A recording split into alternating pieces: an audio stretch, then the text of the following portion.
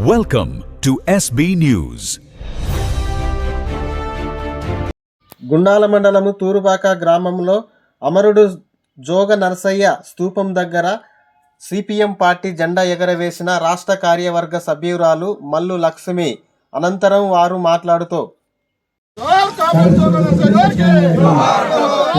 గుర్తు అది భావి తరాలకు ఒక ప్రేరణ.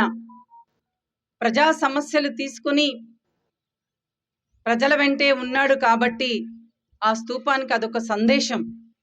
అందుకే నర్సయ్య గారు చిన్ననాటి నుండే కమ్యూనిస్టు భావాజాలాన్ని పుణికిపుచ్చుకొని విద్యార్థి దశ నుండే తను ఆదివాసుల హక్కుల కోసం, పోడు భూముల హక్కుల కోసం పోరాటం చేసి అనేక హక్కులు సాధించినటువంటి వ్యక్తి. ఈ గుండాల మండల కేంద్రంలో కూడా చాలా మంది విద్యార్థులు ఇబ్బందులు పడుతున్నారని ఒక జూనియర్ కాలేజ్ కావాలి, ఆయన పెద్ద ఎత్తున పోరాటం చేసి విద్యార్థులందరినీ పోగు చేసి ఉద్యమాలు నిర్మించి పోరాటం చేయటం వలనే ఇవాళ గుండాల మండల కేంద్రంలో జూనియర్ కాలేజీ సాధించుకోవటం అనేది జరిగింది. అలాంటి నాయకుడు కరోనా టైంలో పోయిండు అంటే చాలా బాధాకరమైన అంశమే. జనాలు బతకాల్సినటువంటి వ్యక్తి. కమ్యూనిస్టు పార్టీకి కావచ్చు, ప్రజాతంత్ర ఉద్యమానికి కావచ్చు తీరని లోటు.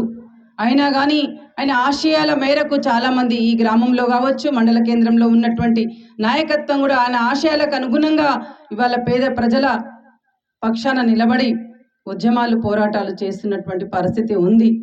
బీజేపీ ప్రభుత్వం అధికారంలోకి వచ్చే ముందు, ఎన్నికల ముందు ఏం మాట్లాడినరో మనందరికీ తెలుసు.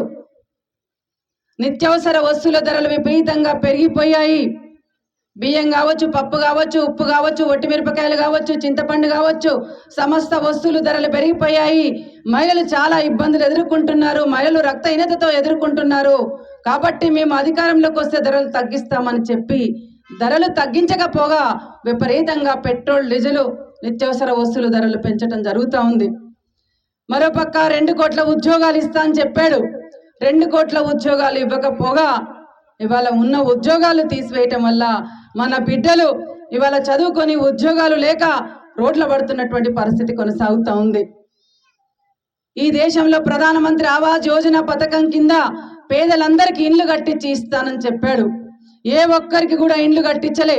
తెలంగాణ రాష్ట్రంలో కూడా ఏ ఒక్క ఇల్లు కూడా కట్టించినటువంటి పరిస్థితి బీజేపీ పాలనలో ఉన్నది. అట్లాగే స్వామినాథన్ కమిషన్ సిఫారసులు అమలు చేస్తాం, రైతులు పండించినటువంటి పంటకు గిట్టుబాటు ధర కల్పిస్తామని చెప్పి అది కూడా అమలు చేయలేదు. మాటలు చెప్తున్నారు కానీ ఇవాళ చేతలు మాత్రం గడప దాటినటువంటి పరిస్థితి ఉంది. అందుకే మనందరం భవిష్యత్తులో బీజేపీ అవలంబిస్తున్నటువంటి విధానాలకు వ్యతిరేకంగా ముఖ్యంగా మహిళలు ఉద్యమించాలి. మహిళలు పాల్గొన్న ప్రతి ఉద్యమం సక్సెస్ అయింది. జోగా నర్సయ్య గారు ఎందుకు మీ అందరినీ పోడు భూముల కోసం పోగు చేశారు? ఇలా మీ యొక్క అస్తిత్వం కోసం, మహిళలు తన ఆత్మ గౌరవం పెంచుకోవటం కోసం, ఇండ్ల స్థలాలు లేక, ఇండ్లు లేక ఇవాళ మహిళలు కానీ అనేక పేద కుటుంబాలు ఇబ్బందులు పడుతున్నారని అందరినీ పోగు చేసి ఉద్యమాలు, పోరాటాలు కొనసాగించారు. ఈ భూస్వాములు దోపిడీ చేస్తున్నారు. ఈ దోపిడీకి వ్యతిరేకంగా ప్రజలందరూ ఐక్యం కావాలని ఐక్యం చేసి, భూస్వాములకు వ్యతిరేకంగా ప్రజలందరినీ ఐక్యం చేసి 10 లక్షల భూమి పంచిన ఘనత తెలంగాణ సాయుధ రైతాంగ పోరాటాన్ని. ఆ పోరాటాన్ని నడిపించింది ఎవరు? ఎర్ర జెండా కమ్యూనిస్టు పార్టీ.